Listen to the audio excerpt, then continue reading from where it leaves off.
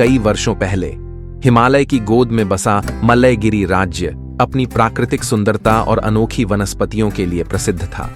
किंतु इस राज्य में सबसे अधिक रहस्यमयी चीज थी नील कुसुम, एक जादुई फूल जो 100 वर्षों में केवल एक बार खिलता था। कहा जाता था कि जो भी इसे छू लेता उसकी कोई भी एक इच्छा पूरी हो सकती थी। राजा विक्रमसेन और रानी सत्यभामा की एकमात्र संतान राजकुमारी मृणालिनी बचपन से इस फूल की कहानियां सुनती आई थी। उसने हमेशा इस फूल को देखने का सपना देखा था, परंतु यह फूल केवल शुद्ध हृदय वाले व्यक्ति को ही प्राप्त हो सकता था।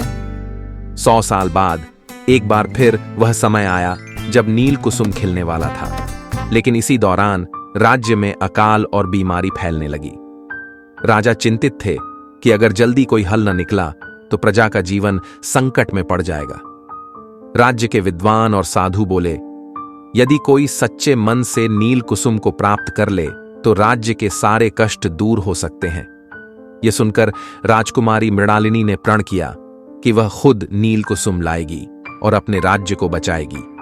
राजा ने उसे रोकने की कोशिश की, परंतु मृणालिनी अडिग रही। अपनी यात्रा में मृणालिनी को कई कठिनाइयों का सामना करना पड़ा। पहाड़ों की भटकाने वाली आवाजें जो रास्ता भटकाने के लिए जानी जाती थीं, चमकती हुई नदी जिसकी धार इतनी तेज थी कि कोई भी इसे पार नहीं कर सकता था, जंगल का रक्षक नागराज जो नील कुसुम की रखवाली करता था और केवल योग्य व्यक्ति को ही आगे जाने देता था। रास्ते में उसकी मुलाकात एक रहस्यमयी साधु से हुई, जिसने कहा, अगर तुम इस फूल को स्वार्थवश चाहती हो तो यह कभी तुम्हें नहीं मिलेगा। केवल वही इसे प्राप्त कर सकता है जो इसे किसी और के भले के लिए चाहता हो। आखिरकार मृणालिनी उस चमत्कारी घाटी में पहुंची जहां नील कुसुम खिलने वाला था। जैसे ही फूल खिला, पूरी घाटी नीली रोशनी से जगमगा उठी। लेकिन तभी एक विशालकाय पत्थर मृणालिनी की ओर लुढ़कने लगा।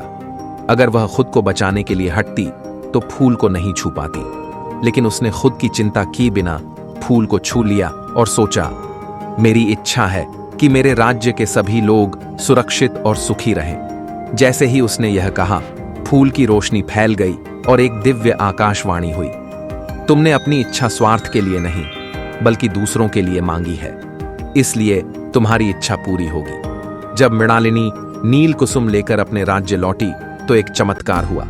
सूखी हुई धरती पर फिर से हरियाली छा गई, नदियों में पानी लौट आया, बीमार लोग ठीक हो गए। राजा और प्रजा ने मृणालिनी की निःस्वार्थता और साहस की सराहना की। राज्य फिर से समृद्ध हो गया और नील कुसुम की यह कहानी पीढ़ियों तक एक प्रेरणा बनी रही। कभी कभी सच्चा जादू न तो शक्ति में होता है, न ही धन में, बल्कि एक निष्कलंक हृदय और निःस्वार्थ प्रेम में होता है। Do you love this video? Then subscribe, tell bells.